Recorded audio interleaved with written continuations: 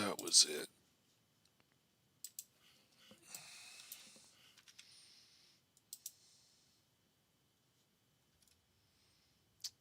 That was it.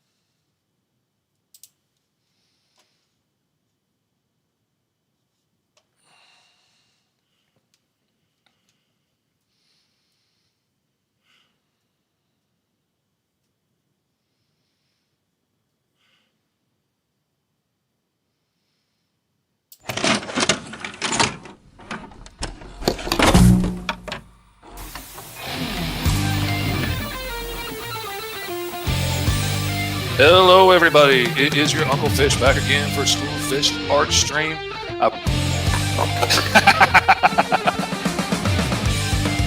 J-Man wants a Gatling gun on the end of his tail. Oh my goodness. J-Man says the tail's where you put all the heavy artillery. Yeah. Said he used to have a howitzer on the end of his tail.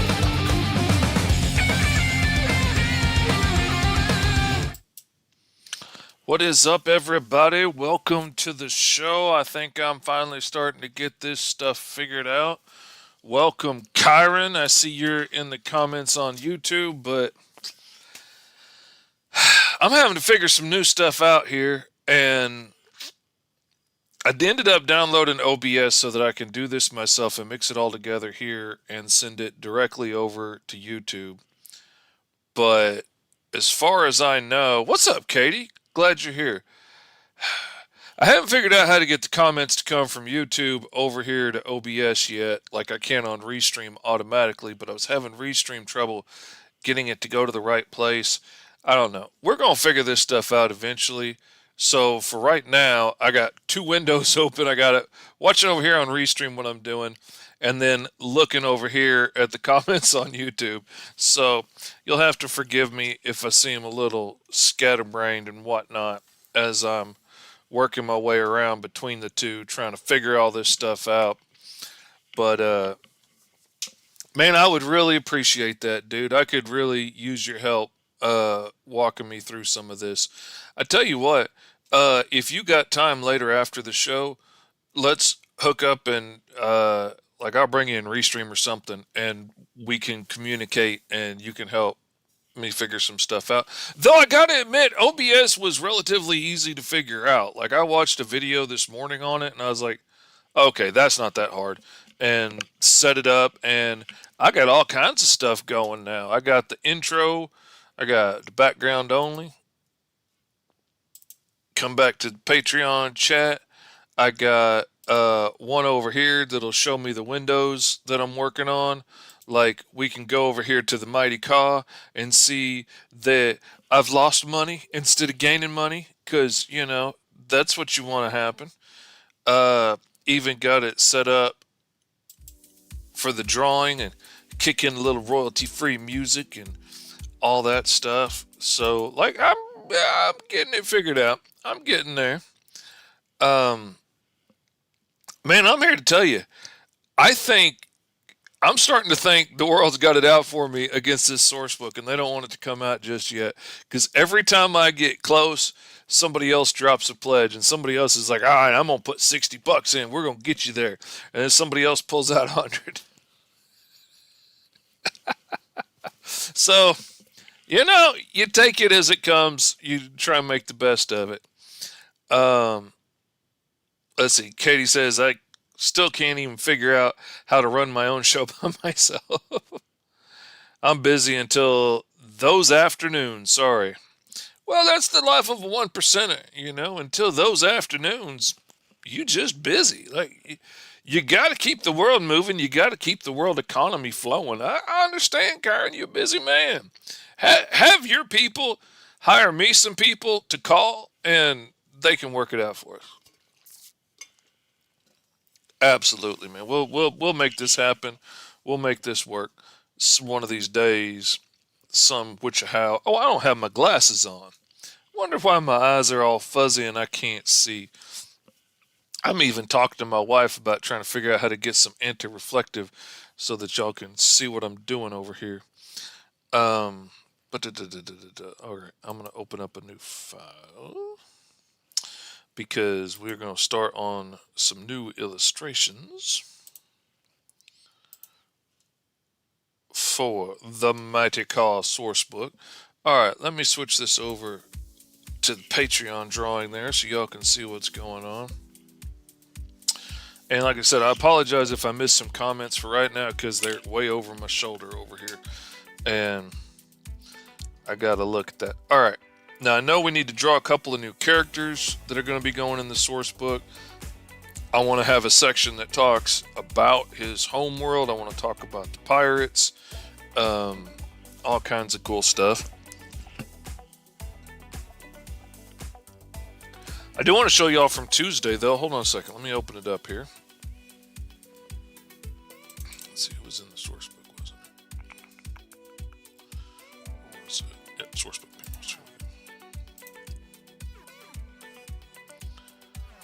The project that we were working on Tuesday, those panels are now finished and ready to go in the source book.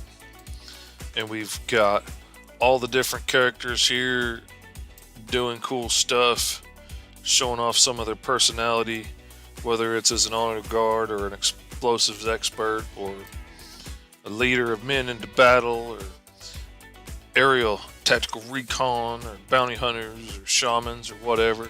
So that's all cool stuff to add to it. Thank you, Katie. I appreciate it. I'm painting feathers and acrylics, which takes even longer than with me in digital, she says. I can only imagine. I can only imagine. Alright, we're going to turn that off right now. And I'm just going to go ahead and pull that load. I'm going to just delete that. And one of the things your Uncle Fishy's planning on doing, because I am going to soon be moving the room that my office is in to make it a little bit more convenient, is I'm getting one of those fancy under the desk drawers to put my keyboard in. I have to build a new desk to fit me and fit where it needs to go in there. But I'm going to buy me one of those expensive $80 trays that can slide the keyboard out and move it all around where I want and bring it up and tilt it and all that kind of cool stuff, because the really fancy $80 one that does all the cool stuff isn't that much more than the really crappy $60 ones that are just cheap clamp-on garbage. So, might as well go ahead and pay for a better one. Let's see. I need to save this as, and I'm going to be in Caw, and I'm going to go into the source book so I can know where I'm going to find it.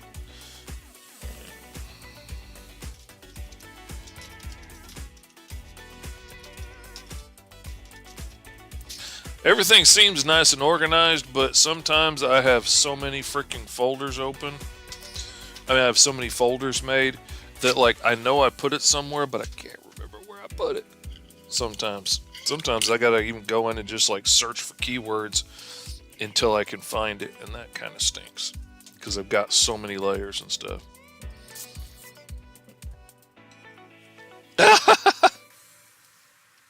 Katie says, I had a keyboard drawer like that. My parrot used to sit under it and bite my fingers when I was typing.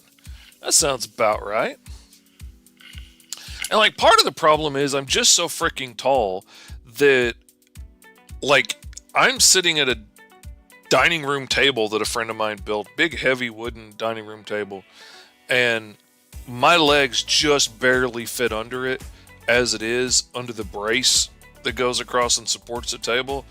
And I tend to move my legs and stand on my tiptoes sometimes and tap my feet. And if I do that, I'm whapping my legs into here.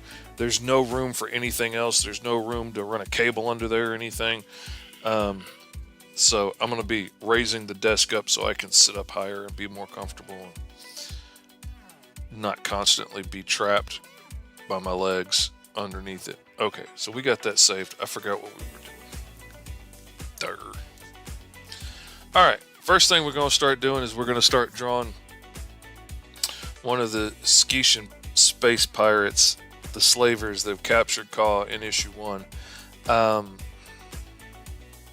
Now, here's the question, and I'm going to put this out to the multitudes of fans that are watching right now, the Kyrans and the Katies, if you will. Should I do the captain as the character that's the illustration for these people, or should I do like a couple of henchmen pirates as like these are the Skeetian pirates, or should it be the captain as who the illustration is for these characters? Because I almost kind of think that the captain sort of needs his own entry, but I don't know. What do y'all think? Should it be a couple of generic pirates, or should it be the captain? I am waiting on an answer from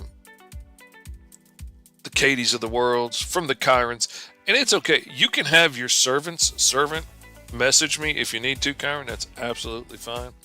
I know your eyeballs are too busy to watch this stuff live yourself, so have your servant's butler do it or something. That's fine. Take a poll of the whole staff if you want, and leave a comment. Let us know. So that's kind of what I was thinking. I mean, just between you, me, and the comic books on the wall, ain't none of these guys gonna last real long. But these pirates have a short shelf life. Let's just say, because they're not gonna. It's gonna be bad. But still, it kind of almost feels like he deserves his own entry, I think. I'm going to start out with him. And we can use him for his own entry, or we cannot. Either way. Let me pull up one of the pages so that I can just make sure that I get everything right reference-wise. Proofs.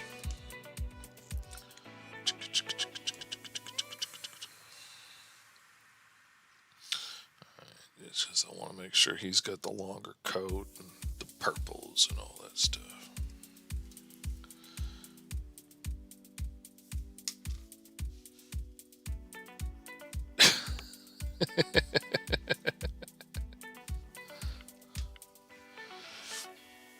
All right. Got the pins. Got it set up.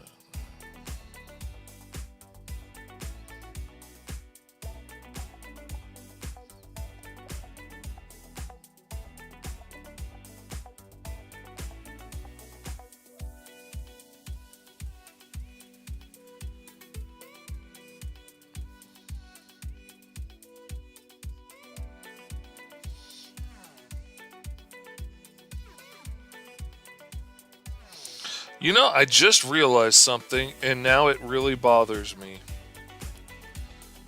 That every alien race that shows up in the first issue of Ka are all humanoid bipeds. And I make a point when I do things including aliens to show that not everybody is a humanoid biped, because to me that's just ridiculous.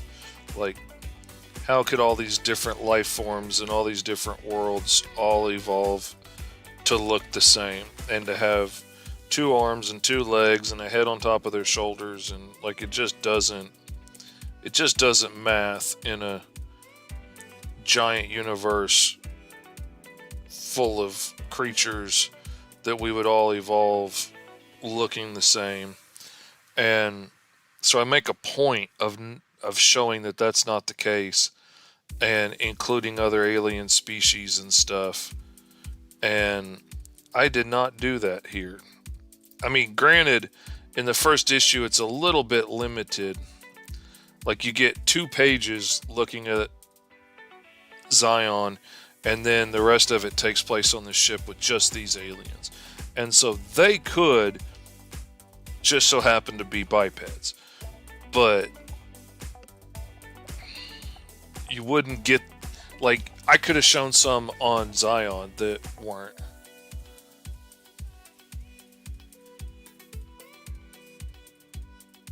Exactly.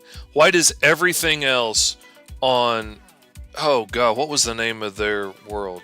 Wasn't Pangea, was it? Anyway, everybody else on the Avatar homeworld has 6 limbs that they've apparently evolved with and alongside and from, and then the Na'vi have 4 limbs. That just doesn't make sense. If everything else has 6 limbs or more, they should too. You know, it just maths.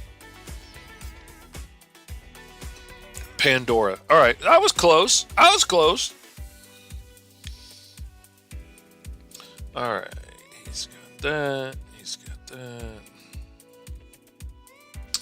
right, I think that's pretty much.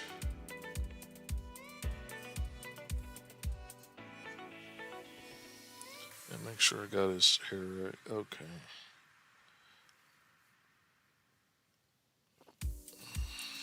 So I did everybody's hair different. And some of them are cut off and some of them aren't. And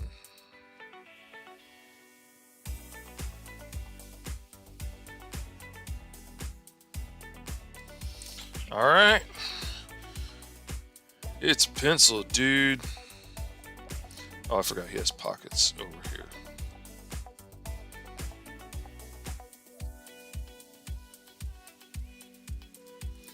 Yeah, there we go. That's all we needed for some pencils.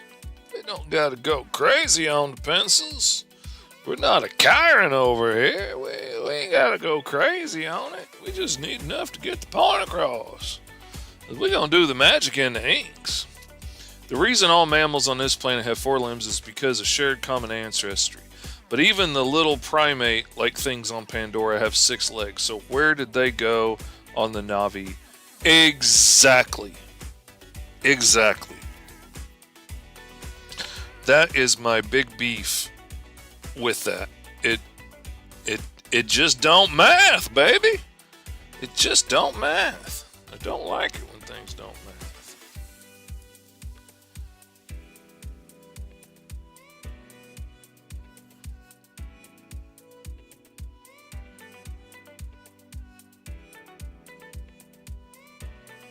This is one thing I'm actually really glad about getting to do with the art stream, is I feel like it kind of gets cut out in the time-lapse videos because, you know, they show all the drawing, but they don't show like how much I move the panels around and the screen around, and to get that right angle and feel and the right angle of attack on a drawing or an angle, or how often I flip the screen. And flipping the screen is one of the biggest tips I could give anybody. Like, I always flip the screen when I go to ink, because all those little mistakes that I made suddenly jump out, and like I could suddenly see that the one eye was too far over, so I just fixed it as I was inking it. And those things get lost when it's just a flat recorded time lapse straight out of Clip Studio. You know, it doesn't record how much I flip the screen and rotate and all of those things.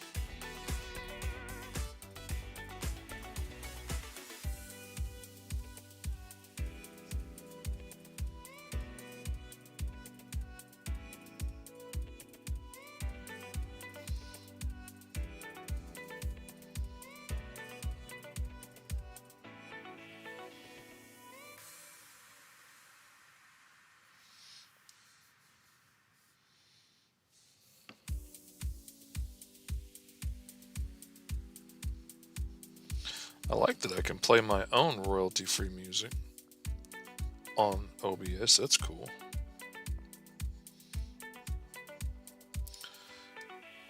Hopefully I don't get dinged for thinking it's a copyright violation, but so far everything that I've ever used from my Hook Sounds account has shown up and been recognized as being from Hook Sounds by like Facebook and stuff, so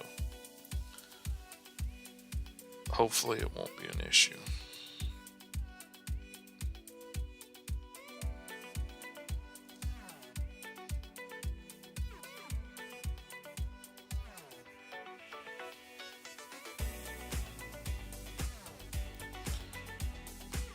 Little disappointed that I keep getting knocked down every time I get close to $3,000 and getting close to being able to release the source book as an add-on.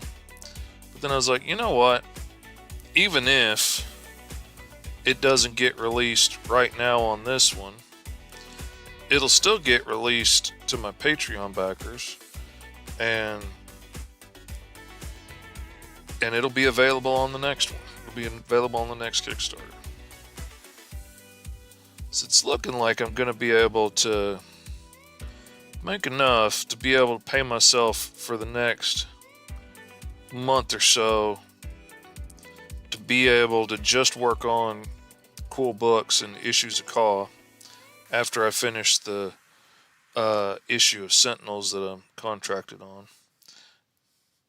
And then I'm just going to put those books out straight to Patreon and for couple of months and see how that goes. See if I can encourage some of the backers and stuff to come over and support me here and get those awesome books,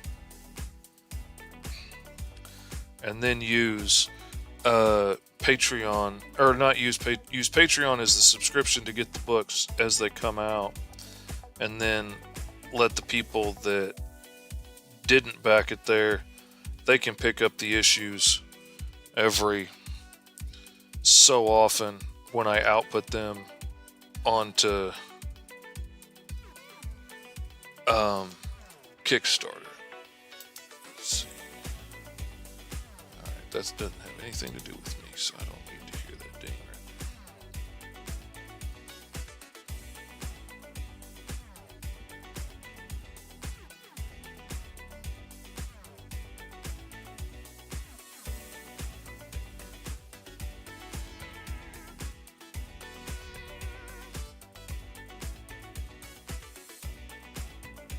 I always love trying to like figure out things like how do you hold your hands?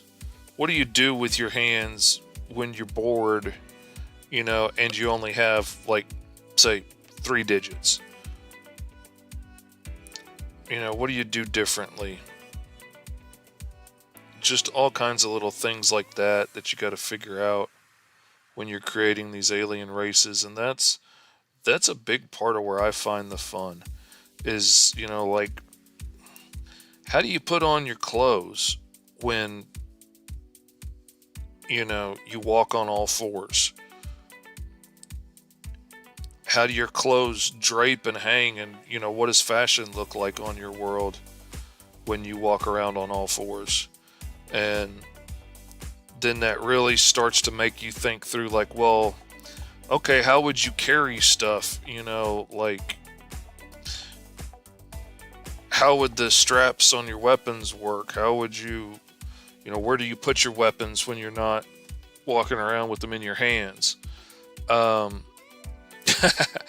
about characters with me earlier has put my brain in writing mode, Katie says, so I'm struggling to keep painting. Hand position is something I really struggle with when people aren't doing anything in pictures. Oh, yeah.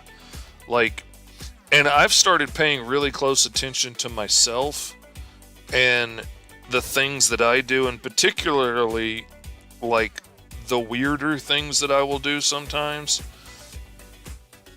because that can make for a real interesting composition sometimes when, I go back and put that on a character doing that, because Sometimes I'll just be sitting around lounging, not caring a bit in the world about if anybody was looking at me.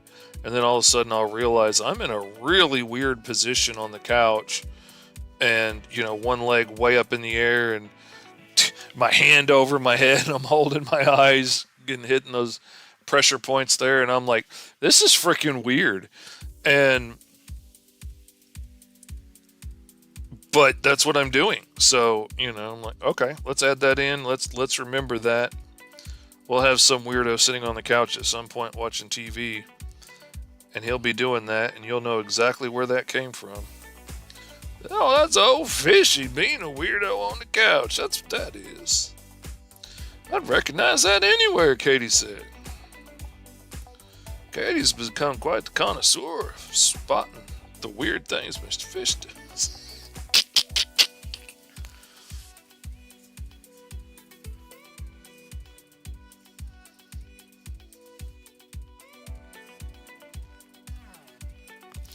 I guess Kyron got busy, trying to fix the problems with the euro and dropped out on us. It's all right. He's got much more important things to do as a one percenter. I don't blame him a bit. Not a bit. Wealthy better than us, Katie. We gotta accept it. Oh man, if this wasn't patrons only, somebody would think I was a real crazy weirdo for some of the things I say about Kyron. They weren't in on the joke.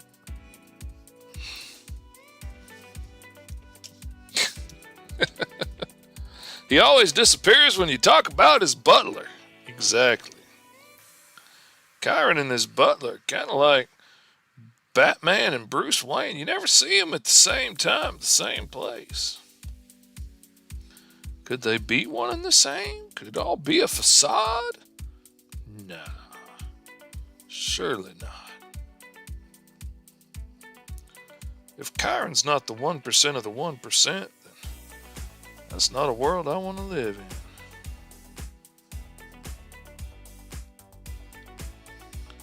If loving Kyron's wrong, I don't want to be right. That's what Katie says. I had to agree.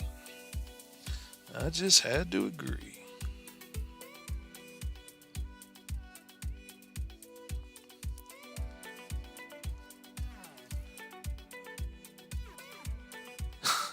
Does one of them wear glasses and the other doesn't? Maybe.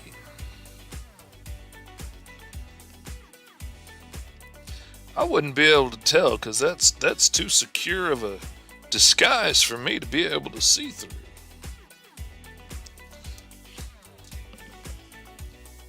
The funny thing is, for being an artist and everything, I have spent a good portion of my adult life now with near complete face blindness. For years, I could not hardly tell one person from the next. Like, because I had a heat stroke and it jacked up my brain in more ways than I thought it could. I did not realize how severe and serious heat strokes are, and they aren't anything to play with. As a kid, I used to go outside and play and get too hot and fall down, pass out, wake up later, go home, chill out for a minute, eat some popsicles, and go on about my merry way and never think twice about it. But as a grown-up on the wrong mix of meds, I had me a heat stroke that my butt didn't let go. And it gave me the loveliest bit of brain damage I've ever had in my life and has caused lifelong repercussions, which is always a fun thing.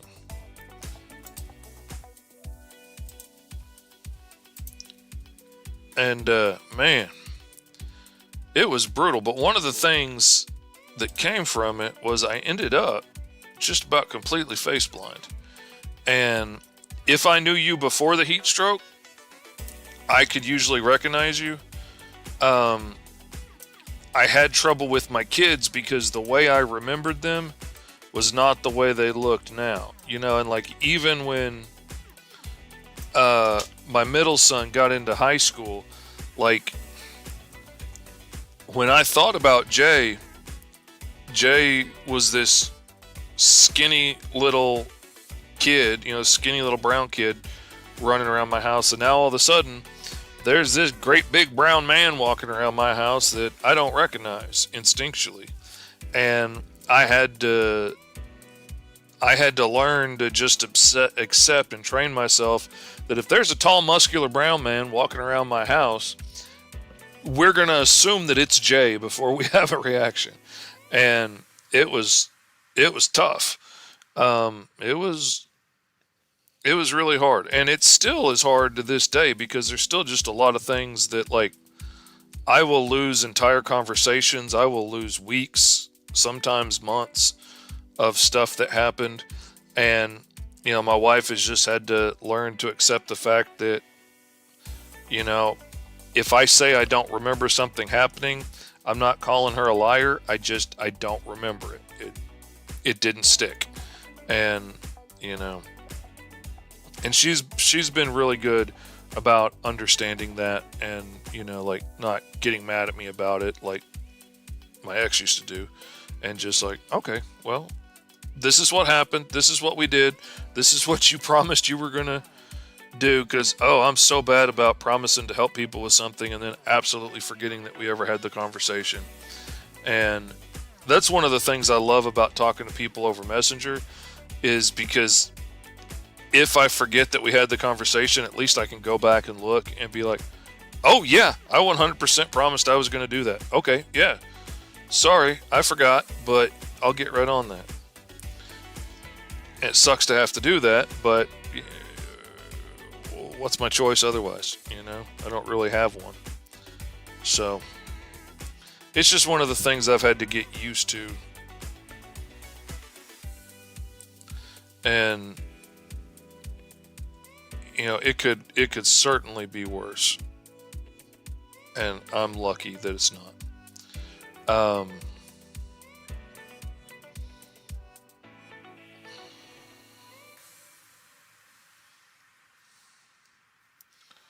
Let's see. Oh, all kinds of things over here. Katie says, I'm quite face blind. A woman started talking to me at the beach, and I thought she looked familiar, but I couldn't place her.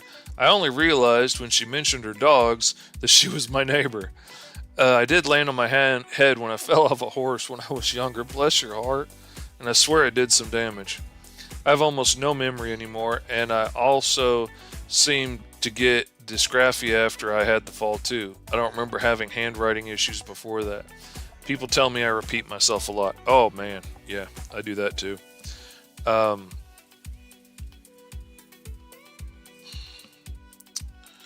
mean, I had like dyscalculia before, like that wasn't anything new from it, but the face blindness was new. Like I went to go see I got a new doctor after the heat stroke, and I couldn't recognize that dude for years. Like when he would walk in the room, I would suddenly recognize him and I'd be like, okay, this is what he looks like. But once he left, I could not tell you what dude looked like to save my life. Like I only could recognize him when he was in the room looking at me. And just one of the many weird things about the way it would work on me. Or like there were two dudes at church that played in the band with me, and they're both about the same height. They were both bald, shaved heads and goatees and stuff. Nobody would say these two guys looked alike. Nobody would look at them and say they looked alike. I think one of them was Hispanic, one of them was very white. But when I would walk into church and I would see these two guys across the room sitting next to each other talking on the stage, waiting for band practice, if Devin wasn't in like camo and if Lance wasn't in scrubs from work, I could not tell them apart.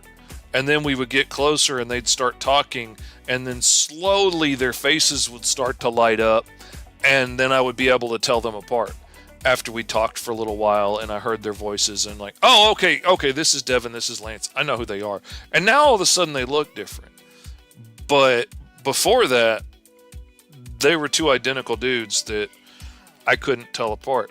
But I didn't have trouble making drawings look like drawings. Like, I didn't have any trouble drawing Grim Reaper in Sentinels and having him always look like Grim Reaper, or drawing Black Orchid to look like Black Orchid, because all I can figure is the parts of the brain, that are working to make sure the drawings look alike, and the part that was recognizing faces are different things, I guess. But I didn't have any trouble with my artwork. But recognizing people, I had no idea who I was talking to half the time. And like, my oldest son is now my size, looks like me other than the beard. He's a giant. And before the heat stroke, he was a little bitty dude who had just started Cub Scouts. Like, it was his first year in Cub Scouts when I had the heat stroke. And that was still what was stuck in my head of what Bear looks like. Now, luckily, over the last 5 years or so, it started getting significantly better. And now, like, when I think of Jay, I think of the tall, brown, muscular man that he is now. When I think of Bear, I think of the giant with the long hair and glasses that he is now, and not the little kid that he used to be. I could recognize my wife anywhere now, and our kids, and my grandbabies, and that's gotten a lot better. I used to couldn't recognize myself in the mirror, which was really freaky. Like, to not be able to recognize yourself in the mirror and have Tourette's. So you're looking in the mirror and instinctively your brain is telling you that's not you, because I don't recognize that person. And then that person is making faces at you in the mirror that you don't feel that you're making. Like, I can't tell all the tics that I do. And I'm looking at this guy and suddenly he's like, and I'm like, see, that's not me. I knew it. It just reinforces the that's not me thing. But as my brain started to heal a little bit and started to make new pathways after a lot of years, and then I also challenged myself to grow out my mustache and the entire beard instead of the chin strap beard that I used to have. And that, for some reason, clicked in my brain as a brand new face. And now when I see this face in the mirror in the camera, I'm like, oh, that's me. I know that dude. And it's weird because changing the beard set it as like a new face, and now it records it. And now it's like, yeah, I know that guy. Before, I was convinced it was just some homeless dude looking at me. And now, yeah, that's me. That is the craziest part of the whole thing to me. The fact that the brain can eventually heal from some of this stuff is madness. The brain is so weird and so amazing. But, God, the fact that I can, over a month, I went from not being able to recognize myself in the mirror to having a full beard and being able to recognize myself is weird.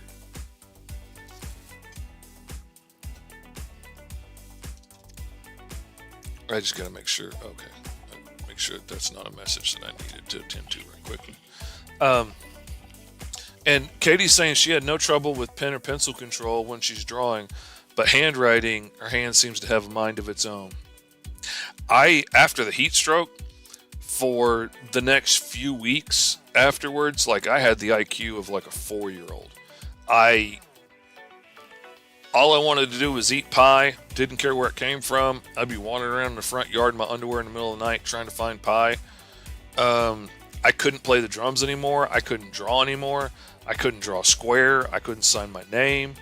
And all of that stuff came back after a couple of weeks. I got back to maybe 75% of where I was before pretty quickly. And now I'd say I'm probably up to about 89% of where I used to be. And I have most of my skills back. And I've had to learn a whole bunch of new skills with drawing and digital painting and stuff. Just learning new things and relearning things that I had lost and all of that. It's been nuts. It has been nuts. All right. Oh, oh! Can't have him going around with a flesh-colored buckle. That's just creepy. That's naughty. Pirate captain, you can't be walking around with a flesh buckle out there being all secretly perverted. Can't do that, crazy man. Alright. So now on the Katie and Fish Show, we're going to go into doing some little old highlights. Maybe a touch of shadows. Dang, I don't have my saved action on this computer. Because I forgot I'm not on my tablet. So I'm getting fancier and doing cooler things, but I forgot I'm not on my tablet. Alright, so we're going to add a layer. And we are going to set... You know what we're not going to do? We're not going to do it the hard way over and over again. That's what we're not going to do. We're going to come over here and let's see. Create new auto action set. We're going to click on that. And we're going to have to get the keyboard out because we're going to have to title it.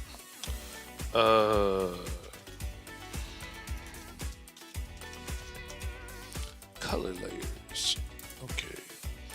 And then we're going to come over here and we are going to create a layer because we're going to assume that that layer that's my reference layer that I was on is my flat layer, which it normally is. Then we're going to create another layer and we are going to set it to multiply and we are going to turn it purple.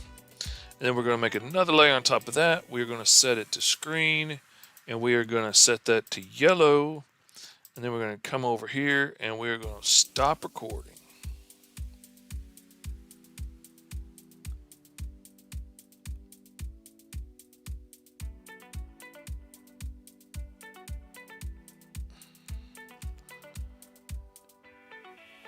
Did it not record? I guess it's recording now.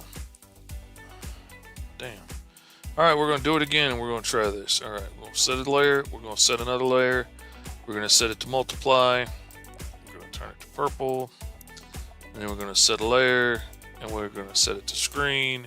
And we're going to turn it to yellow. And then we're going to come back over here and we're going to click stop. Okay. Alright. There we go. Now we are going to select all those layers and we're going to delete them like they never happened. And then we're going to come over here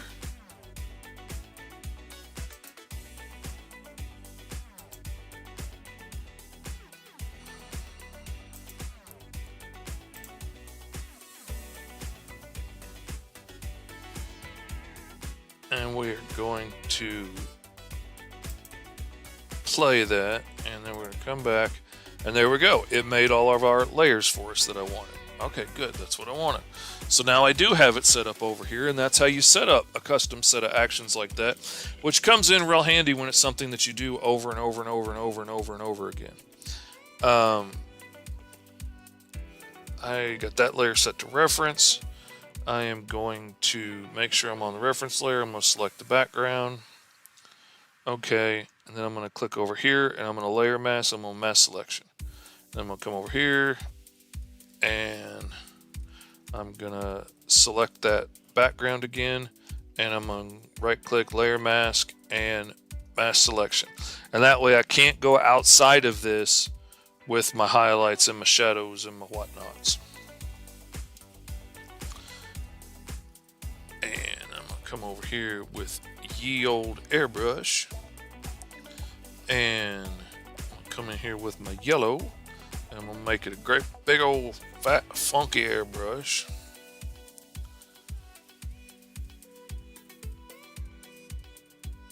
I'm going to give him a big old whappy tap. And then I'm going to do it a little bit differently because I'm not on a regular page and so this time I am making a selection of everywhere I want to leave instead of cutting it out. Because normally I would have him selected and I would be cutting out everywhere. Now I'm making a selection everywhere I want to leave the highlights and I'm just going to invert it, which doing the same thing, just an extra little step because I didn't have to weed him out of the background because I'm coloring a page. I don't think that part made a lot of sense, but hopefully you get what I'm talking about.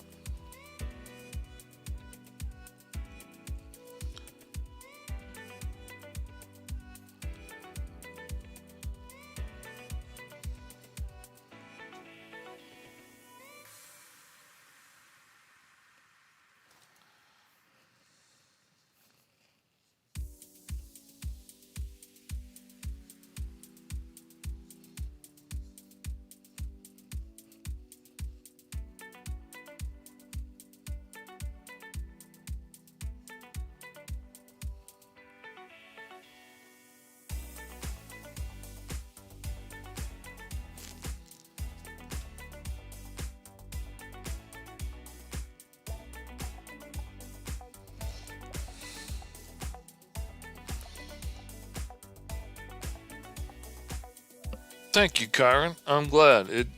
I am doing a lot better than I was, and I try and stay focused on how good things have gotten and not let it beat me up too bad when, like, my wife's trying to tell me about some special something that we did, and then, I see she's disappointed that I don't remember it, and that stinks. And I hate to be forgetful, and I hate to have to depend on other people to remember stuff for me, because you want to be strong and independent and whatnot, but I can do a whole lot of things really well, and I would rather focus on those things that I can do well than focus on the couple of things that I'm not so great at, because I can always find people to help me with organization and spell checking and editing and things like that I'm not good at. And got friends like Roy and Kyron and Sarah to help me kick through ideas and see if they're sound ideas or not, look at Kickstarters and whatnot, and give honest opinions and all that kind of stuff.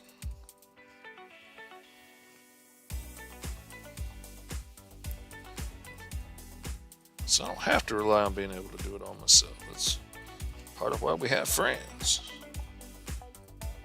Part of why we are friends, to be able to help each other out. Alright, now I'm going to invert that selection. I'm going to give it a little zoomiality. Then I go to the, what is that tool anyway? The lasso fill tool. I love that tool. Transparent.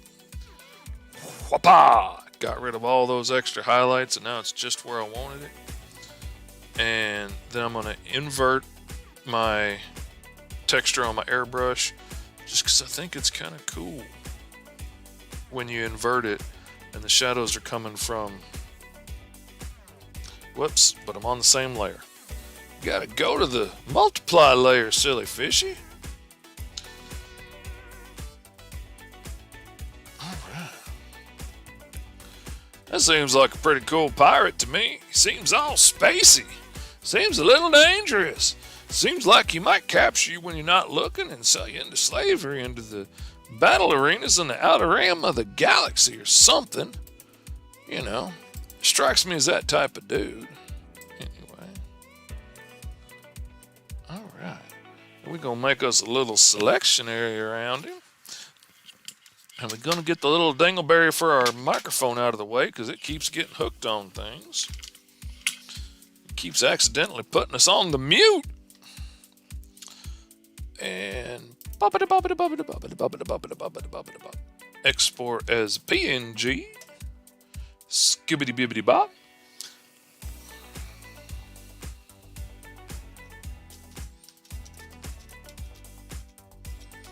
I don't remember how I spelled his first name, so I'm just going to export him as Pirate Captain for right now.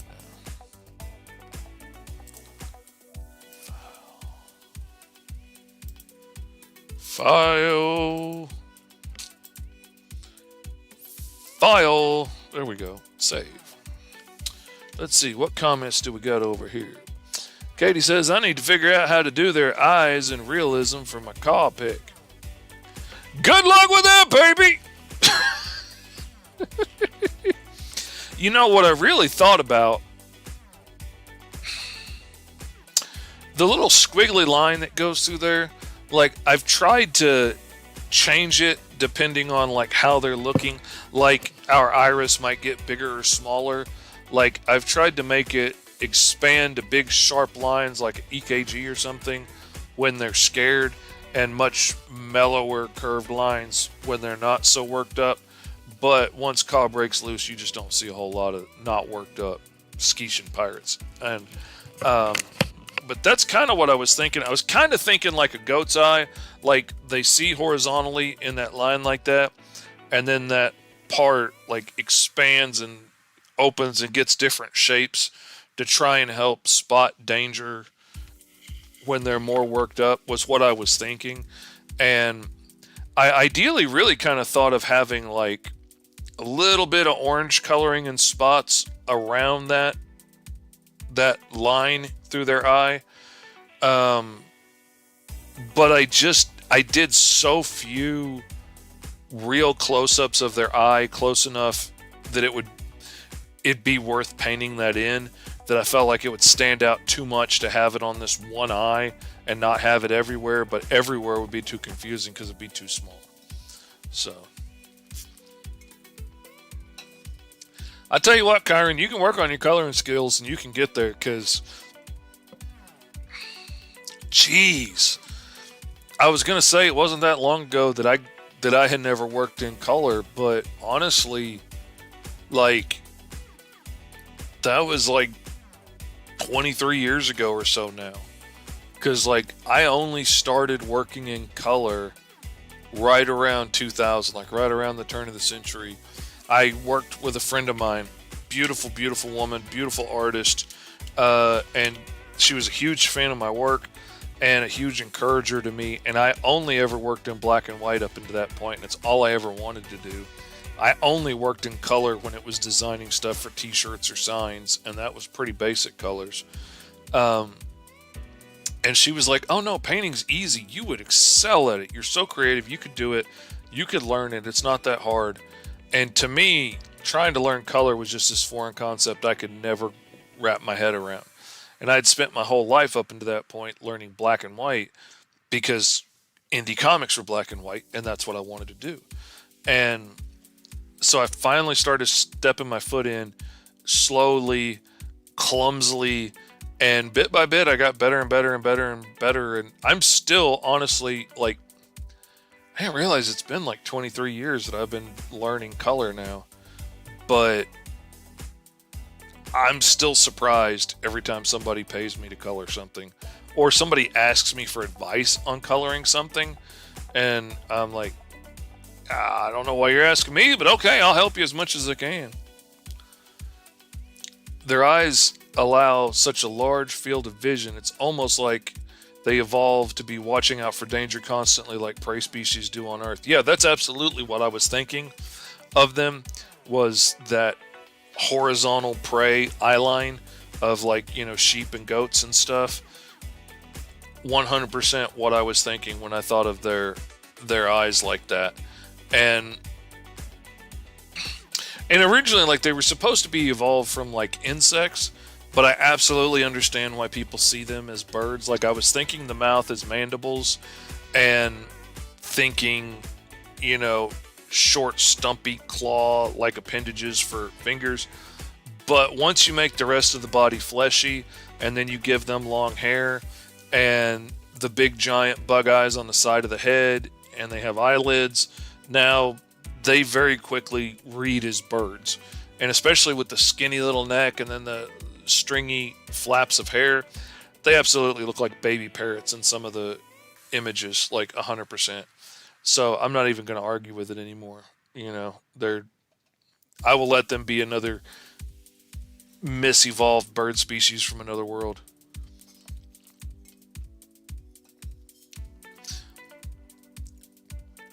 Kyron says, so what you're saying is, if I practice for the next 20 years of my color, and I could be good at it. Well, That's not untrue, but also I was getting paid to paint things in color on people's walls as in murals and stuff like a year later. I wasn't great, but I got better and better. Like I actually made quite a little name for myself with monochromatic paintings in the beginning because that was much closer to black and white. And if somebody picked, like, say, a color of sage green, let's say that they wanted their bathroom to be, I would pick I would paint the wall that color, and then I would pick three other colors, like in that same field, like off the same little paint chip, and that would be my highlight and my midtone and my shadows, and I would paint on top of that and painted beautiful murals in people's bathrooms and dining rooms and all over the place with just using like three or four colors. And I learned more and more as I went. So you can absolutely learn enough to get started and start doing it. I could teach you enough tricks on here to get through like shadowing and highlighting, and if you can just pick some basic decent colors. You know what we're going to do, Kyron? I'm going to let you in on one of my favorite tricks that helped me so much when I was learning to color.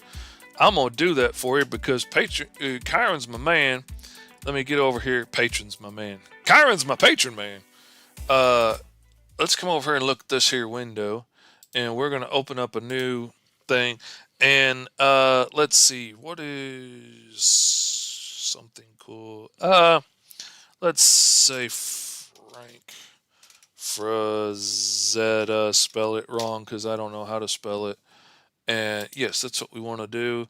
And we're going to look at images and bibbity bobbity boo. I'm looking at you. Let's say, okay, this right here is an awesome painting or comic book page or whatever we want it to be. Like, and this is what I want to mimic this in my colors. I don't know how, but I want to mimic this color scheme. So I'm going to copy that image, and then we're going to come over here, and I'm going to come down to the other screen, and I'm going to create new from clipboard. Okay, I've copied that image and I've got it in here. And then I'm going to go to filter and mosaic, and I'm going to bring the tile sizes up.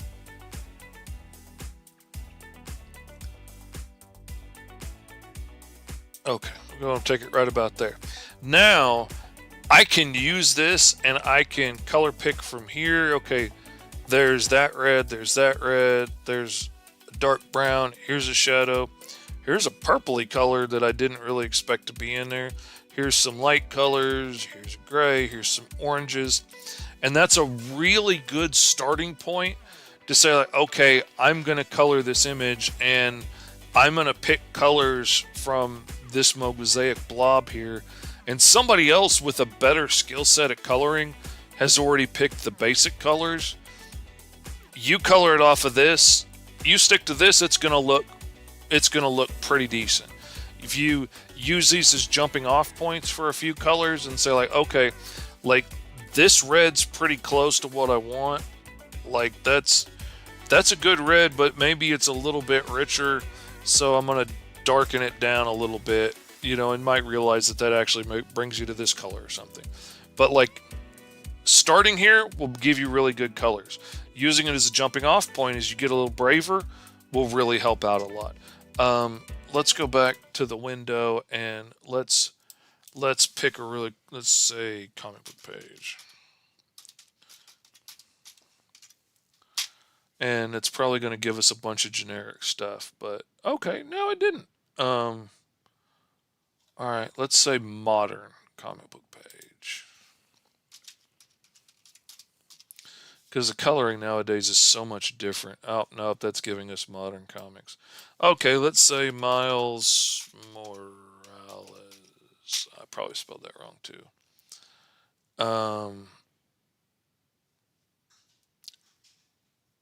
Okay, here's a great image. All right, absolutely great image. Okay, so we're gonna copy that. We're gonna come back over here. We're gonna create new from clipboard. Bum, ba, bum. There we go. Great image. And then we're gonna go to filter and effect and mosaic, and we're going to make that into a bunch of blocks. And now you've got all these awesome blues and some purples and some deep reds and some really dark blues and greens and some pinks and yellows. And you've got all these cool colors to pick from now to color your page in to get this same kind of basic vibe as you've got over here in the original image. And that helped me out so much when I was just learning how to color and I didn't really know how to get from one place to the other. And that really helped me out when I didn't know how to get from here to there. And like, I know I want it to look like this. I know I want it to look like morning, but I don't know what colors are going to really make it look like morning. Looking to see what other people did and using it to help pick colors to start with was a huge help. Taught me a whole lot. I hope that helps out, man. It's been a huge help for me. Katie's always happy to give color advice too. Katie's the best. Katie is the best. Katie ain't gonna get no work done because she's so busy helping everybody else and taking texture pictures and sending them to me and stuff. But Katie's the best, hands down. Absolutely. Katie says sometimes your eyes are lying about what colors are actually there because the colors around them are making you see them differently. And that's absolutely the case. You know, like, it's even hard to explain. Like, you know, that this is a blue, this is, you know, getting down into those indigos, and it feels so much more purpley to me, like it should be over here, but it's not. It's way over here at the blues. And what you have it next to impacts so much on what it looks like, which is another thing that you can get from this too, is like, these colors are right next to each other and working off of each other. You could try and keep that same kind of balance of there's this much amount of these colors in one area and the rest is all these blues and stuff. You can learn a lot from this mosaic technique without like directly looking and copying off of the picture. And the problem is also when you're in here looking at this and you're trying to color pick, there are a billion little colors all right next to each other, and each one of these pixels is wildly different from the other, just right here next to each other. Greens and blues and greens and pinks and all this stuff, that it's nearly impossible with the color picker just in this one little area to pick anything that's anywhere near to the same color. But then when you take it down to mosaic, you're dropping it down into blocks of color, and like, okay, this works just fine for that. There's not a billion little colors in there. It's this one shade of blue, and it's this one shade of red, and it's this one shade of actually like dark fuchsia pink. Wouldn't have thought that was pink. I would have thought that was absolutely like a blue gray, but you know, that's what you get. Katie is the best. You'll make me blush. Go ahead and blush, baby. That's what Uncle Fish says. So, while I have y'all here, how has this stream been for y'all? Is this looking okay? Is it sounding okay? As the music's playing okay? Like, this is my very, very first time using OBS, and I'm liking it so far, but how has it been working for y'all? Doing pixel art for a game was good to learn with too when you have to do shading with a very limited palette. Absolutely. Stream is good. Thank you, Karen. I appreciate that. I'm really trying to up my game and figure things out because, like I said, I'm going to be moving to a different room in the house for my office, and I'm going to be setting things up differently. And a lot of things I'm looking forward to. Like, I'm going to be building my custom desk in the closet. So, just where your Uncle Fishy's more comfortable in the closet. I'm an old man. But no, I'm building my desk into the closet. And so, like, these colored lights, I'm going to put on the wall up above me so they're shining back into the room and you're not getting the glow of them being overhead or being below me. But they'll be having the effect in the room. I'll be able to have more control over the light that's in the closet coming at my face and be able to separate myself better from the background and all of that. I'm seriously thinking about upgrading my mics and stuff. I hate wearing a headset, honestly, but I love the fact that I'd never get echoes when I'm on shows with other people. That kind of stuff is great. But like I was talking with Sarah about ways that I could upgrade to a regular mic and then listen through an earpiece and not get the echoes and maybe cut out some of my breathing tics and stuff. Because I don't realize that I'm doing my breathing tics or that I'm like holding my breath and then sigh when I, suddenly take a breath until I'm going back and watching the art streams in high speed trying to find interesting parts to cut out, and all I can hear is in the background because I'm constantly holding my breath without realizing it because it's a tic. And she was telling me how, one of the pieces of software she uses cuts out all of that extra noise, cuts out coughs and cats and dogs and air conditioners kicking on and all those other kinds of things, which will be nice because I'll also be deep in the house, much closer to the animals, where here in the garage I have a heavy door between me and them, and they could be barking in the rest of the house and I can barely hear it in here. Y'all can't hear it usually. And now I'm going to be right next to them, and I want to be able to cut that stuff out because they lose their crap when the mailman comes. Anyway, thank you guys for hanging out. I'm really glad that this went as well as it did. I think I'm really going to dig OBS after I figure it out a little bit more, especially when I go on other people's shows and like need to be able to show my face and talk and show me working at the same time. This is going to make that so much easier. And it's been a real hassle before where other people could just do it easy because they knew about stuff I didn't know about. So I'm absolutely going to give that a shot. Thank you guys for hanging out. There are ways in OBS to reduce the background noise. I'll send you a link on how to do it when I get home. Thank you, man. Look at Kyron out there helping out us lowly 99%ers. Kyron's a good man. Good man. Proud of you. Proud to call you my friend. Or at least call your butler my friend. Say I know the guy who knows the guy who's Kyron. It feels good. It feels good to know Kyron's social media manager. Oh, that's why my wife got me this shirt. I tell dad jokes periodically. Oh man, she doesn't appreciate how funny I am. She gets all this for free. Other people paying $20 a head to go to the Chuckle Hut with 3 drink minimum, and here I'm giving it away for free all day. She don't know a good thing when she's got it, but she married me, so she must. All right, I'm gonna go with that little bit of knowledge. Thank y'all for hanging out. Let's see. I'm gonna be on the Creator Hangout with Travis Gibb tonight, which is gonna be late tonight. Be streaming from Travis Gibb's YouTube and Facebook, I think. And I will be I'm gonna be on 5 Star Fridays tomorrow, and I can't remember if I'm on something else that morning or not. Man, I've been on so many shows lately. I've been just running like a constipated wiener dog. Nope.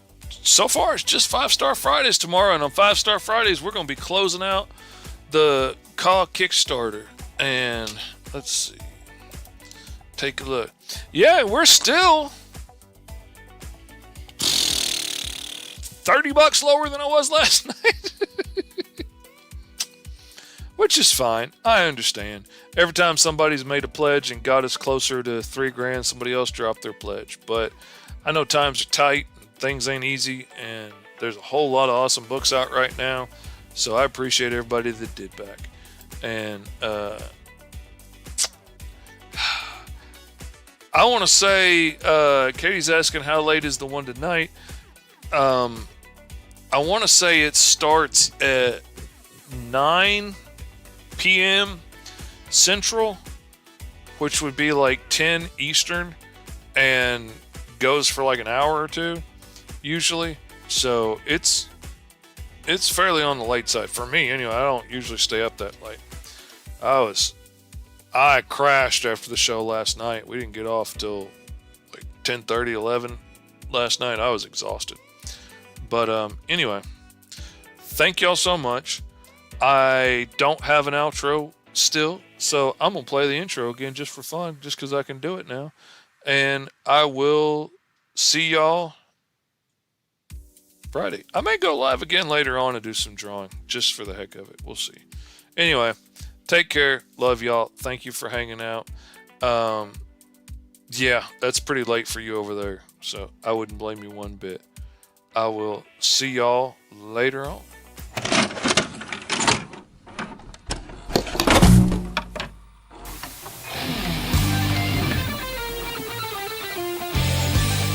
Hello, everybody. It is your Uncle Fish back again for a School of Fish art stream.